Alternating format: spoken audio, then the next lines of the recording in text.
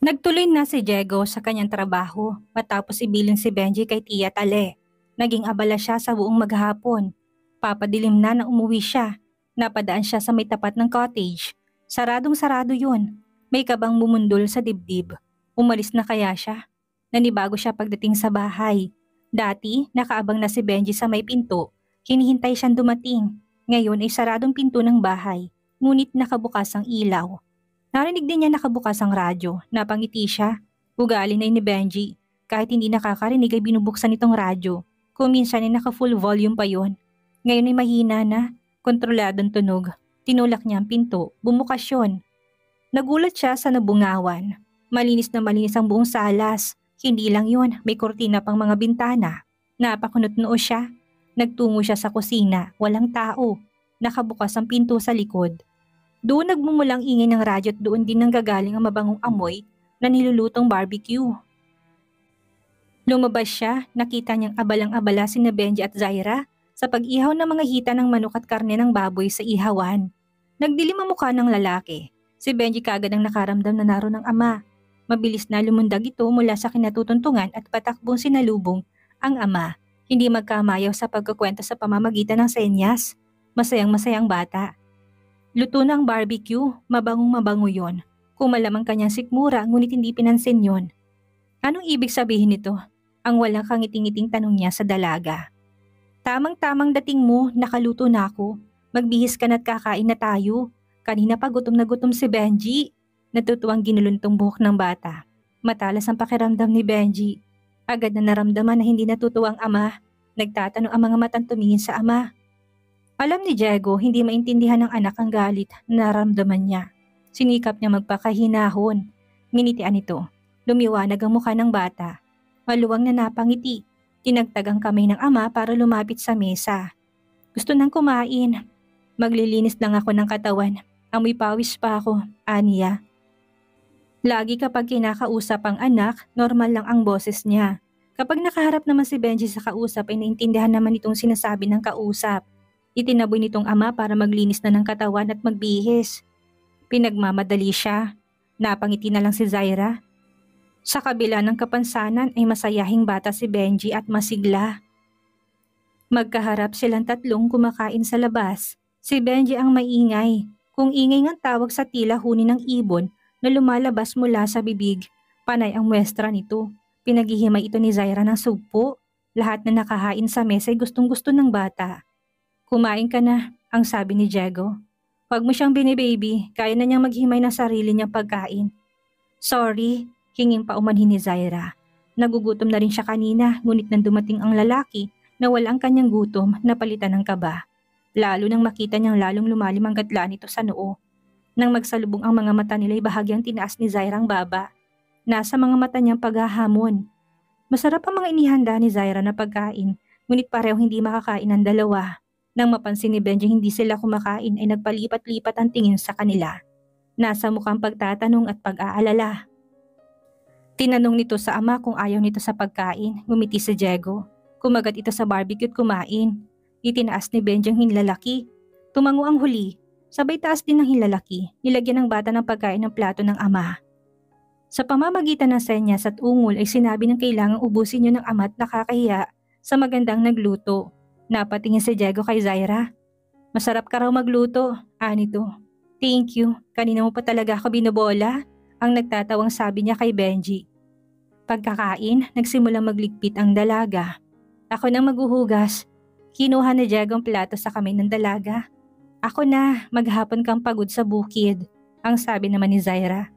Sandaling nag-agawan sila sa plato, pagkuway sabay na binitawan at nalaglag yun. Mabuti na lang sa lupa yun nalaglag kaya hindi nabasag. Nagkatinginan sila. Napabuntong hininga si Diego. Nasa mga mata naman ni Zaira ang pag-aalala. Dinala niya mga hugasin sa lababo. Nilinis naman ni Diego ang pinagkainan nila sa labas. Pinakain ng mga aso at pusa at saka sumunod sa loob. Pasandal na tumayo ito sa may kitchen counter at pinanood si Zaira sa paghuhugas. Napansin ni Diego, hindi lang ang kortina ang nagbago. Nadagdagan ang mga gamit sa kusina. Anong ginawa mo sa bahay ko? Madilim mo kang tanong nito. Hindi mo ba gusto ang kulay? Hindi yun ang punto. Alam mo sa ngayon na wala akong pampalit sa binibili sa mga to. Kagagaling lang niyang patingnan si Benji sa isang espesyalista. Matapos ang masusing pagsusuri sa kalagayan ni Benji, tinapat na siya ng doktor na wala na talagang pag-asa itong makarinig. Hindi ko naman pinapapalitan sa'yo yon. Pumorma lang lalaki. Hindi kami charity case, Miss Zaira. At tulad mo, ayaw ko rin nangungutang ng loob. And you are invading my privacy. Ang dahan-dahan ngunit mariing sabi niya. Sandali na patitig si Zaira sa lalaki, bahagyang umangat ang isang sulok ng bibig ng lalaki. Bakit? Akala mo ikaw lang marunong mag-English? Subungaw sa mga labing mapanuyang mga ngiti. Nag-init ng kanyang mukha sa patutsada ng lalaki. Hinamig niyang sarili. Hinukay ang reserbang pasensya. I don't see you as a simpleton, Mr. Digio Gracias. Ang pagtatama niya. At hindi rin ito charity kung hindi bayad utang ito. Ayaw mong tanggapin ang perang binibigay ko sa'yo, so be it. Pero babayaran kita sa pamamagitan ng paglilingkod sa'yo sa loob ng 1 buwan. Bayad ka na, okay? Makakauwi ka na. Ang pagtataboy ni Diego sa babae. Tuwid na sinalubong niyang tingin ng lalaki. Bahagyang tumaas ang kanyang baba. Nasa mukha ang determinasyon. No, 1 buwan. Pagkatapos nun, wala na akong tatanawing utang na loob sa'yo.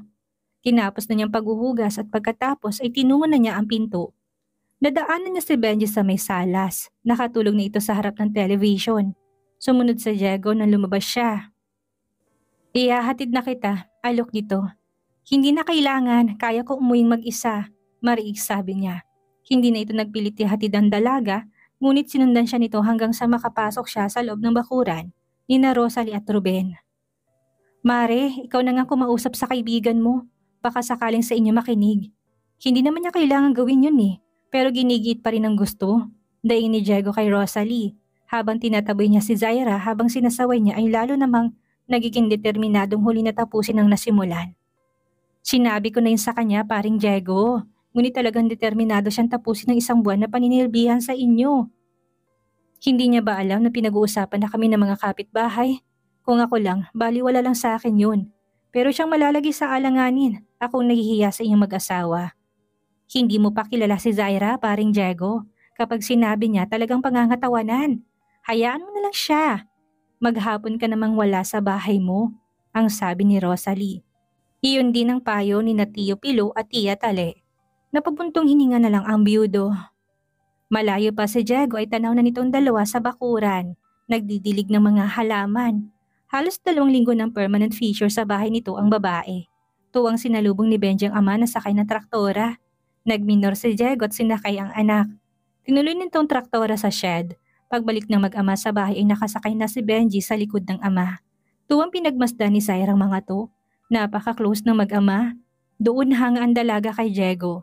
Kahit na maghapon itong pagod sa trabaho ay nagagawa pa rin itong pagbigyan ang mga paglalambing ni Benji. She admired his patience with his son. Mahal itong bata ngunit hindi spoiled si Benji. Marunong magdisiplina si Diego. Pagdating ng mga ito sa loob ng bahay, bumaba na si Benji mula sa pagkakakarga ng ama at patakbong lumabas para makipaglaro sa mga kapitbahay. Hi, nakangiting bati ni Zaira sa lalaki. Isang tangulang tinugon nito. Naupo ito sa rocking chair sa may balkon. Magpapahinga muna sandali bago maligo. Dinulutan ito ni Zaira ng kape. Salamat, malamig na sabi nito. Lihim na naitirik ni Zaira ang mga mata. Napakalamig pa rin ang trato sa kanya ng lalaki. Ngunit desidido siyang tapusin ng 1 buwan na pangakong paglilingkod dito. After that, wala na siyang pakialam dito. Bayad na siya. Ang ikinakalungkot lang niya ay manapalapit na ng gusto sa kanyang bata. Napakalambing ni Benji. Napakadaling mahalin. Nagbalik na siya sa kusina upang maghanda ng hapunan. Naiiling na nasundan ng tingin ni Diego ang babae. Kung matigas ang ulo noon ni Dita, mas matigas ang ulo ni Zaira. Kahit na anong gawin nito sa pagtataboy sa babae, patuloy pa rin siya sa ginagawa. Dahil lang sa pagsasaalang-alang sa mag-asawang Ruben at Rosalie at dahil din sa likas na paggalang nito sa mga babae, kaya hindi nito mabastos ng tuluyan si Zaira.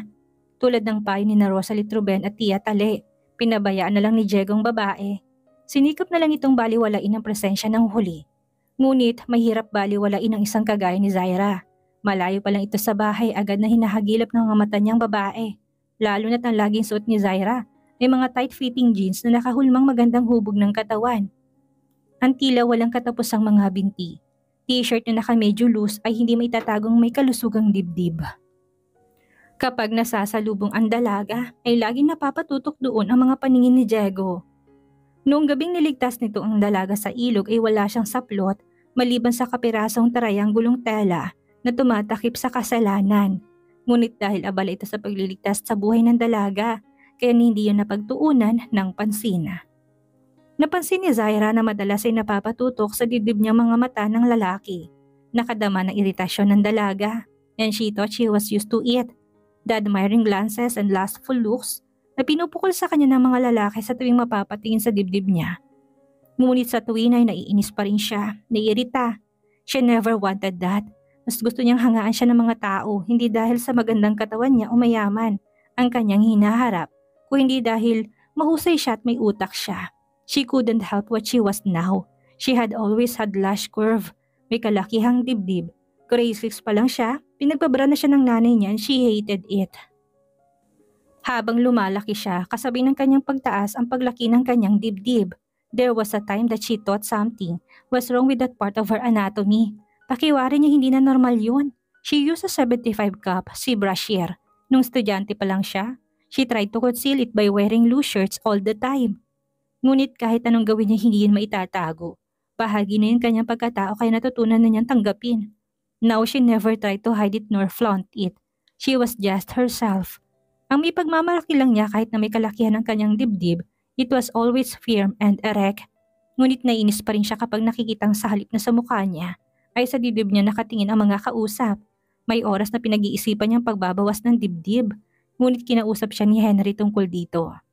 Bakit mo babaguhin ang kaloob ng Diyos? Kung yung iba nga gumagastos ng malaki para magkaroon lang yan, ikaw naman gusto mong bawasan? Ang sabi nito. Hindi dahil sa payo ni Henry kaya hindi niya ginawa yun, kundi takot siyang maoperahan o baka magkaroon ng side effect. Napasandal sa Diego sa rocking chair. Nitong huling mga araw ay laging si Zaira laman ng isip, lalo na sa gabi. Malimit na pinagpapantasyahan ang may kapalalo ang dibdib ng dalaga. Palihim itong napapaungol, humigpit ang hawak sa tasa. Binubuhay ni Zaira ang mga bagay na matagal na nitong nais kalimutan. When the physical need was so strong and it needed release ay lumalabas to. But he was always careful, hindi kayo naliligo na lang siya. Nitong mga nakaraang mga araw ay napapadalas ang pagligo nito sa hating gabi. Abala sa kusina si Zaira, naghahanda ng hapunan. Novelty yun para sa kanya. For once naranasan niya kung paano maging homebody. Nagluluto, naglilinis at naglalaba at nag-e-enjoy siya sa ginagawa. Noon nakala niya mag-bore siya sa mga gawaing bahay. Sanay na siya na laging isip ang pinapagana. 7 taon silang nagsama ni Henry, ngunit hindi niya naranasan ang gumawa ng simpleng gawaing bahay. Una, hindi niya kailangang gawin yon. May regular silang tagapaglinis sa bahay na dumarating 3 beses sa loob ng 1 linggo. Kasama na ron ang laba at plancha ng kanilang mga damit.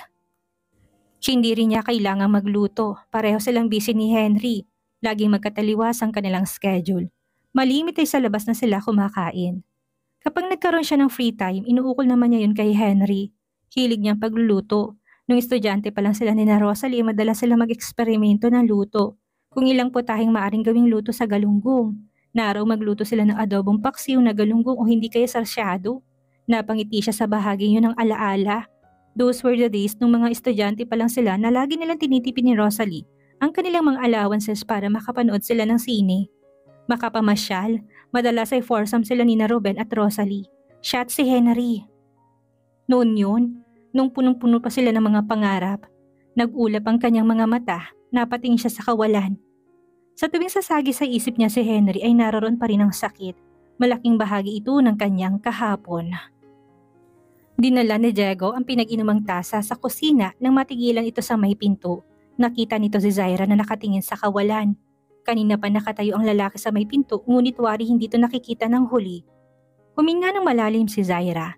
Pinunasan ng likod ng palad ang namumuong luha sa mga mata. Kung minsan kahit nagaano siya kabisi sa trabaho, ay bigla na lang sisingit sa isip niya si Henry. Kailangan kalimutan na niya ito even if it killed her. Ang determinadong sabi sa sarili. Itinuloy niyang paghihiwa sa gulay. Nasaksihan ni Diego ang pagsasalit-salita ng emosyon sa mukha ng babae. Lungkot, galit at determinasyon. Mabigat ang bagsak ng kutsilyo, warin doon binubuhos ang galit. Nang biglang mapaaray ang dalaga. Napalapit si Diego. Bakit? Namutla si Zaira, napatingin sa dugong lumalabas mula sa sugat sa daliri. Pinisil ni Diego ang daliring may sugat upang ampatin ang dugo. Mababaw lang, ang sabi nito. Dinala siya sa may lababo, itinapat sa gripong sugat at nilinis. Binalot yon ng kitchen towel. She was always squirmish when she saw blood. Unti-unting nawawalan ng lakas ang kanyang mga tuhod. Zaira! Maagap nang inalalayan ni Diego ang dalaga, dinala sa sofa, pinaupo. Hinawakan sa likod ng ulot pinayuko. Halos mahalikan na niyang mga tuhod. 3 beses na ginawa yun hanggang sa unti-unting nagbalik ang kulay sa kanyang mukha. Kumuha ng malamig na tubig sa Diego at pinainom siya. Okay ka na? Banad na tanong nito, tumango siya. Saka palang muling inasikaso ni Diego ang sugat sa kanyang daliri. Kinuha nitong first aid kit sa cabinet. Iniwasan na lang ni Zaira na mapatingin habang ginagamot nito ang sugat sa kanyang daliri. Nang buhusan niya ng alcohol ay napaaray siya. Mabilis na hinipan niya ni Diego, maybe it was the pain that triggered the tears. Dahan-dahang naglandas yun sa magkabilang pisngi. Tapos nang lagyan ni Diego ng plaster ang sugat, natingnan nitong dalaga, tahimik na lumuluha. Zaira, masakit ba? Ang banayad niyang tanong, but she was too far gone in her private misery. Hindi niya narinig ang mahinang tawag nito. Mahinang napamurang lalaki. Sa lahat ng ayaw nito'y makakita ng babaeng umiiyak, naupo ito sa tabi ng dalaga. Niyakap at kinabig palapit sa dibdib. Shh! Tahan na, sabi nito habang banayad na hinahaplos ang dalaga sa likod. She felt comforted by his gentle touch. Kay tagal na niyang pinipigilan ang sariling huwag umiyak. Ngayon ay parang dami yun na nabuksan. Hindi maampat-ampat. Hinayaan ni Diego ang dalaga na umiyak ng umiyak. Nang humupa yun ay inabutan ng panyo. Tinuyo niya ang pisngi at suminga. Pasensya ka na, hiyang-hiyang sabi niya. Tumayo na siya tinungong pinto. Walang lingon likod na umalis. Alam ni Diego na kailangan niya ng privacy. Inahatid na lang nito ng tanaw ang dalaga. Nang makitang sa cottage tumuloy ang dalaga ay nagbalik na ito sa bahay. Kinuha ni Zaira ang susi ng cottage sa ilalim ng paso. Laging may naiiwan doong spare key. Binuksan niyang cottage at pumasok sa loob. Kahit hindi na siya doon nakatira ay madalas pa rin siya nagpapalipas doon ng oras. Kaya malinis pa rin ang cottage. Naroon pang ibang mga gamit niya. Parang pagod na nahiga siya sa kama. Napatitig sa kawalan. Hindi niya maintindihan ang sarili. Matagal-tagal na rin siyang hindi umiyak. Ngunit kanina muli siyang bumigay. Tapos na silang maghapon ng mag-ama. Tulog na si Benji sa kwarto nila sa itaas. Napatingin si Diego sa cottage pagkaway bumaba. Nais matiyak kung nakauwi o naroroon pa si Zaira. Bumaba ito tinungo ang cottage. Walang ilaw sa loob ngunit bahagyang nakabukas ang pinto, hindi nakalak. Zaira, tawag nito. Tuluyan nang ibinukas ang pinto at binuksan ang ilaw. Napatingin sa nakabukas na pinto ng kwarto. Naalimpungatan si Zaira, napabalikwas ng bangon. Hindi niya namalayan na nakatulog pala siya. Napatiimbagang si Diego sa kawalan ng ingat ng babae. Naroon pa pala siya. Hinayaan lang na nakabukas ang pinto. Ngunit dagli rin yung nawala nang mapatitig sa babaeng bagong gising. Napaupo si Zaira sa kama, sandaling nalito. Nilinis niya ang mga mata at hinagod ng mga daliri ang buhok. Napalunok si Diego, titig na titig sa dalaga. Kahit bagong gising ay napakaganda pa rin ni Zaira. Naalis sa pagkakasaran 3 botones sa harapan ng suot niyang cotton shirt at nakahantad ang maputing puno na may kalusugang dibdib. Tumingin si Zaira sa lalaki. Saglit na nagtamang kanilang mga mata, hinamig ni Diego ang sarili. Nag-aalala lang ako, hindi ko kasi nakitang umuwi ka kanina, kaya tinignan ko kung nandito ka pa, sabi nito. Salamat, matamlay na tugon nito. Tumayo siya tinungong banyo na kanugnog ng silid. Paglabas niya mula sa banyo ay naroroon pa rin ang lalaki sa dating kinatatayuan. Hindi niya napansin ang damit na naglag sa sahig. Natakpan niya yun, napadulas siya. Ngunit bago siya bumagsak sa sahig ay maagap siyang nasalo ng lalaki. Nahawakan siya nito sa kamay at sa bewang at napakapit naman siya sa mga braso nito. Yun ang kanilang malaking pagkakamali. They should not have touched each other. Dahil kahit na pinakamalit na body contact ay magsisilbing tistis para tuluyang magsiklab ang apoy na pilit nilang sinusubhan. Nagsalubong ang kanilang mga mata, napalunok si Zaira. She was drawn by the desire he saw in his eyes. Zaira, ang usal nito. Nais niyang iiwas ang paningin ngunit daig pa niyang nahipnotismo. Damang-dama niyang malakas na kaba ng dibdib nito, ang kakaibang init ng katawan nito. Nakakapaso, The tension between them had been going on 4 weeks for now. Sa tuwing magkakalapit sila'y kagad na nararamdaman ng tila kuryenteng dumadaloy sa pagitan nila. She was very much aware of him as he was aware of her, physically. Unti-unting bumababa ang mukha nito sa mukha niya and she just stood there waiting. Hanggang halos 1 pulgada na lang ang pagitan ng mga mukha nila. Naramdaman niya ang malinis at mainit nitong hininga na tumatama sa kanyang mukha. Pinikit niya ang kanyang mga mata. Marahan niyang danumpi ang labi nito gamit ang mainit itong labi. Napabuntong hininga siya at pumikit. Pagkatapos, hinilikan siya nito ng nakabukang labi. Ibinuka niya mga labit buong alab na tinugon yon. Pareho silang nabigla sa tindi ng halik na yun. It was so hot, so greedy, so carnal. Siguro dahil nalulumbay siya at nag-iisa, kailangan niyang mahalin, aliwin, at siya isang biyudo na higit sa 2 taon na ngayon. Hindi sapat ang paminsan-minsang pagluwas-luwas nito para masubhan ang init ng katawan, and he'd been dreaming about her constantly. Daig pa nila ang manlalakbay sa desyerto na nakakita ng oasis at buong kasabikang uminom ng tubig. Mabilis na tinulungan ni Diego na hubarin ang blouse ng kasuyo. Makita pa lang yung pinagmamalaki niyang Twin Peaks ay halos sumabog na siya sa kanyang pantalon. Isinunod ang pantalon kasamang damit panloob. When she was totally naked, agad din itong hinubad ang sariling damit.